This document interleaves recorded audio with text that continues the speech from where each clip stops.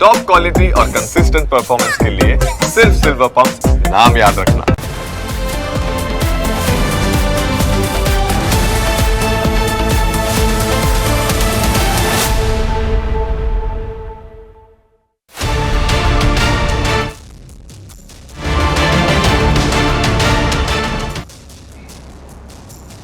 વાત કરીએ હવે દેવ દરબાર જાગીરનાથ મઠના મહંત બળદેવનાથજી બાપુની કાંકરેજ પંથકમાં આવેલા ઓગળ દેવ દરબાર જાગીર મઠની વાત આવે એટલે સૌથી પહેલાં સામે આવે કે ઓગળજી નાથજી મહારાજની સંત પરંપરા। આ પરંપરાની વર્તમાન ગાદી સાથે જોડાયેલું નામ એટલે 1008 મહંત બળદેવનાથજી મહારાજ।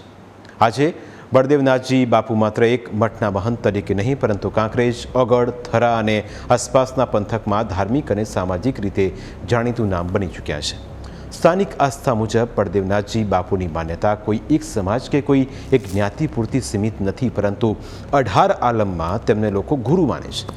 વિવિધ સમાજના લોકો ધાર્મિક અને સામાજિક પ્રસંગોમાં તેમના આશીર્વાદ લેવા પહોંચતા હોય છે પરંતુ છેલ્લા કેટલાક દિવસોથી બળદેવનાથજી બાપુનું નામ એક અલગ જ કારણસર ચર્ચામાં આવ્યું। ઓગળ તાલુકાના દેવ દરબાર ઓગળ મઠમાં અજમલ ચૌધરીને લાફા મારવાના કેસમાં ચૌધરી સમાજમાં રોષ ભભૂકી ઉઠ્યો। આ સમગ્ર ઘટનાને લઈને ચૌધરી સમાજ દ્વારા મહંત બળદેવનાથ સામે કાર્યવાહી કરવાની માંગ બુલંદ બની। મામલો ઉગ્ર બનતા પોલીસ અને વહીવટી તંત્રે પણ આ ઘટનાને ગંભીરતાથી લીધી। સમગ્ર મામલે પોલીસે તપાસ કરતા અગાઉ 4 આરોપીઓની અટકાયત કરવામાં આવી હોવાની માહિતી સામે આવી હતી પરંતુ ફરિયાદી અજમલ ચૌધરી સહિત આખા સમાજની માંગ હતી કે આ પ્રકરણમાં મુખ્ય ગુનેગાર કે જેમના આદેશથી તેમને માર મારવામાં આવ્યો હતો તેમની સામે કાર્યવાહી કરવામાં આવે। મુખ્ય સૂત્રધાર બળદેવનાથજી બાપુનું નામ ફરિયાદમાં દાખલ કરવામાં આવે તેવી સમાજની માંગ પણ હતી જેને લઈને આખરે પોલીસે તપાસ કરતા જ દેવ દરબારગઢ મઠના મહંત બળદેવનાથજી બાપુનું નામ સામે આવતા પોલીસે તેમને અટકાયતમાં લીધા। મહંત બળદેવનાથજીને પૂછપરછ માટે ડીસા ગ્રામ્ય પોલીસ મથકે લઈ જવામાં આવ્યા જ્યાં પોલીસે તેમની ઊંડાણપૂર્વક પૂછપરછ કરી। જોકે બળદેવનાથજી તરફથી જામીન પ્રક્રિયા તેજ કરી દેવાઈ અને ગણતરીની મિનિટોમાં પોલીસે બાપુને જામીન ઉપર મુક્ત કર્યા। પોલીસની આ કાર્યવાહી બાદ હવે આ સમગ્ર મામલામાં એક નવો વળાંક આવ્યો છે। પીડિત અજમલ ચૌધરીએ પોલીસ કાર્યવાહી અંગે સંતોષ વ્યક્ત કર્યો છે। અજમલ ચૌધરીએ વિડીયો વાયરલ કરીને સંતોષ વ્યક્ત કરતા સંદેશો આપ્યો કે જેને પગલે ચૌધરી સમાજમાં ચાલી રહેલા આંદોલનને હવે શાંત પડી જશે કારણ કે અજમલ ચૌધરીએ આંદોલન પૂર્ણ કરવાની દિશામાં સંકેત આપ્યા છે। તારીખે જે બનાવ ભાગ્યા સાથે જે મારી સાથે બનાવ બન્યો તો ત્યાંના જે બળદેવનાથના મુકેલા મળતિયાઓ બધા મને થરા ગામથી ઉપાડી ગયેલા અને દેવ દરબાર જાગીર મઠમાં લઈ ગયેલા। ત્યાં આગળ બળદેવનાથે જે મારા માથે કૃત્યુ કર્યું હતું એ કૃત્યુના કારણે જે 4 આરોપી પહેલાં પકડાણા હતા જે આરોપી હજુ બાકી હતા એમાં આજ બળદેવનાથને મુખ્ય આરોપી હતો એમાં નામ પહેલું કાઢેલું હતું। ફરી મારી તમામ સમાજે અને 18 આલમની માગ હતી કે ખરો સૂત્રધાર જે માણસ છે બળદેવનાથ એમને આની અંદર ફરિયાદમાં નામ આવવું પડે અને અમને જે કાયદેસર પોલીસની કાર્યવાહી થાય કરવી પડે એના માટે આજે મને જાણવા મળેલું છે કે બળદેવનાથને પોલીસે પકડેલા છે અને એફઆઈઆરની નામ દાખલ કરેલું છે। અમારે જે ન્યાય જોઈતો હતો એ આદર્શ ન્યાય જોઈતો હતો અને મને એવું લાગે છે કે આદર્શ ન્યાય અમારી સમગ્ર કમિટીને લાગે છે કે આદર્શ ન્યાય અમને મળી રહ્યો છે એટલે આ રેલી બાબતનો જે નિર્ણય છે એ અમે અત્યારે મોકૂફ કરીએ છીએ અને અમારા સમાજના યુવાનોને અમે બોલાવી અને સમાજના યુવાનો વચ્ચે આ વાત મૂકી આગળનું જે કંઈ હશે એ અમે સમાજના યુવાનો વચ્ચે વાત મૂકીશું।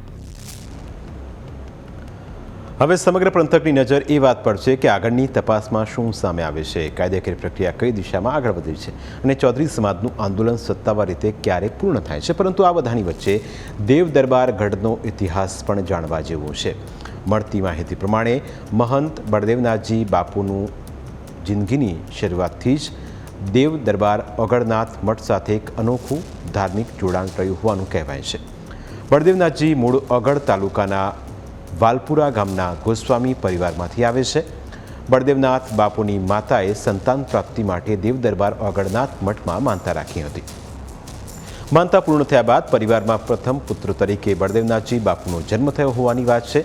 ત્યારબાદ પરિવારે બાળકને દેવ દરબારની સેવા માટે સમર્પિત કરવાનો નિર્ણય લીધો હોવાનું માનવામાં આવી રહ્યું છે અને અહીંથી શરૂ થાય છે બળદેવનાથજી બાપુની એવી સફર જે સામાન્ય બાળકના બાળપણથી એકદમ અલગ હતી।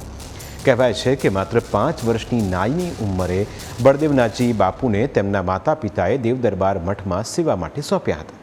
5 વર્ષની ઉંમરે જ્યારે બાળક માટે રમકડા, શાળા અને પરિવાર સાથેનો સમય મૂલ્યવાન હોય છે, ત્યારે બળદેવનાથજી બાપુનું બાળપણ મઠની સેવા, પૂજા અર્ચના અને ઓગળનાથ દેવની ભક્તિ વચ્ચે પસાર થતું હોવાનું જણાવાય છે.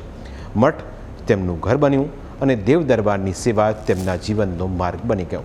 વર્ષો સુધી ચાલેલી આ સેવા અને સાધના બાદ બળદેવનાથજી બાપુ દેવ દરબાર મઠની ગાદી સાથે જોડાયા અને આજે 1008 બળદેવનાથજી મહારાજ મઠના મહંત તરીકે ઓળખાય છે.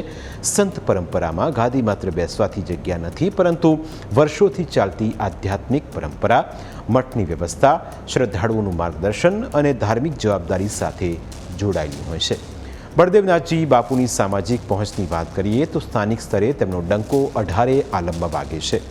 દેવદરબાર વિસ્તારમાં આવતા વાઘેલા રાજપૂત સમાજના લોકો પણ બળદેવનાથજી બાપુને ગુરુ તરીકે માનતા હોવાની માહિતી છે. એટલું જ નહીં, બહુચરાજી નજીકના ચંદ્રોડા ગામમાં એક મુસ્લિમ પરિવારના લગ્ન પ્રસંગે પણ બળદેવનાથજી બાપુ પહોંચ્યા હતા અને સ્થાનિક મુસ્લિમ સમાજ દ્વારા તેમનું સન્માન પણ જે તે સમયે કરવામાં આવ્યું હતું.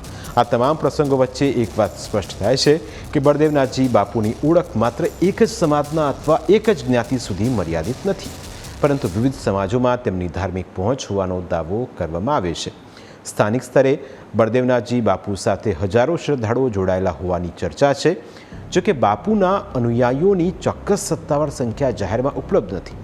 વર્ષ 2025માં નવા ઓગળ તાલુકાની સરકારી કચેરીઓ શરૂ થવાના પ્રસંગે પણ દેવદરબાર જાગીર મઠના 1008 મહંત બળદેવનાથજી ગુરુ વસંતનાથજીની પાવન નિશ્રામાં કાર્યક્રમ યોજાયો હતો. નવા તાલુકાના વિકાસ માટે બળદેવનાથજી બાપુએ શુભકામનાઓ પાઠવી. એટલે બળદેવનાથજી બાપુની ઓળખ માત્ર મઠની ધાર્મિક પ્રવૃત્તિઓ સુધી મર્યાદિત નથી, પરંતુ સ્થાનિક સામાજિક વહીવટ અને રાજકીય કાર્યક્રમોમાં પણ તેમની હાજરી જોવા મળે છે. પરંતુ કહેવાય છે કે કોઈપણ પ્રકારનું ખોટું કામ કરો તો તેની કિંમત તો ચૂકવવી પડે.